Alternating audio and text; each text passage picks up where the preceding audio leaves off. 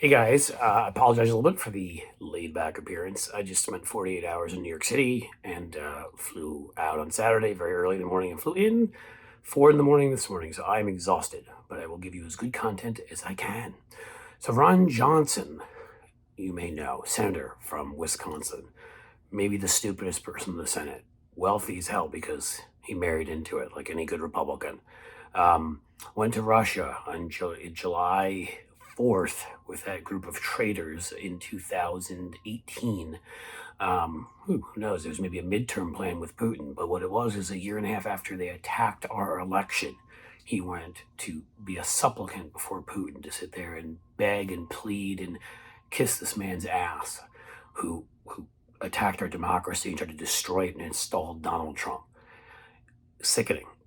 Well, now as time has gone on, we've learned more and more from the January 6th committee, as well as from the DOJ, that Ron Johnson was actually, much like Mike Lee and Ted Cruz and Josh Hawley, involved in the attempted coup on January 6th with Donald Trump, because they would do anything Trump asked them to do, whether they had originally believed in it or not, because power is all that matters, because they are evil SOBs who should never serve anywhere near government. Well, Ron Johnson, being the genius he is, made another statement yesterday or a few days ago that's just laughable. He said, quote, "I was only involved in the attempt to overthrow the election, the coup, for a couple seconds." That's right.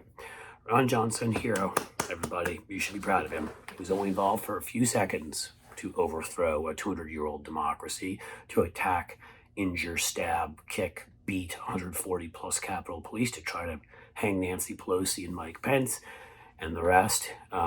We know his role. He actually handed off fake electors to Mike Pence to then go and certify so that our election be overthrown. So even if he weren't lying and weren't a complete effing idiot, those couple seconds were a couple seconds that almost led to the end of our democracy. But of course, we know he was involved in texting Meadows and texting other members of the team and emailing with them and meeting with them at their little dirty hotel and the whole rest of it.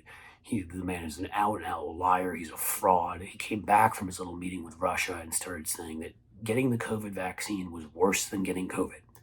You should get COVID. That's the way you should stop yourself from getting COVID, because that's the kind of genius he is. It's funny, that was the exact talking points in RT.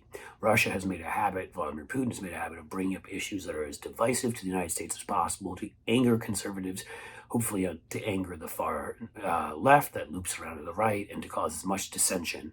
And man, has he been successful, because he's had stooges like Ron Johnson. So it was intriguing when Johnson returned from Russia after that nice July 2018 vacation to the Kremlin on our 4th of July.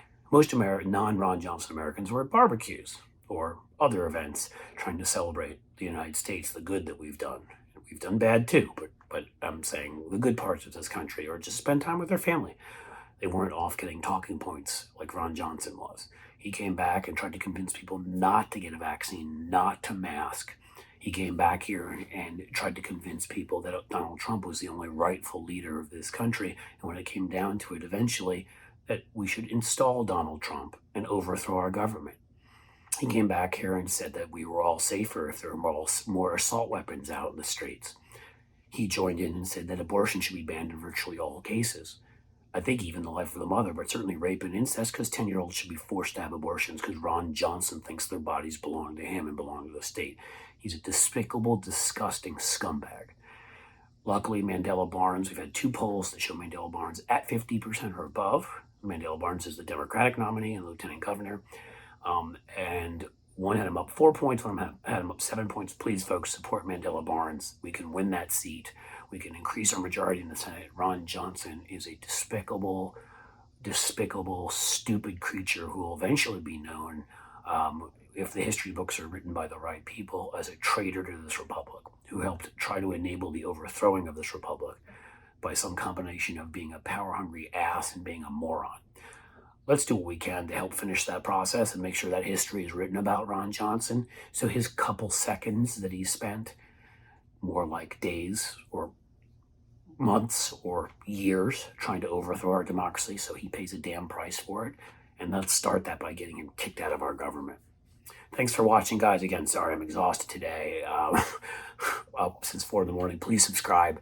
and turn on your notifications and like and comment and share. And thanks for being here.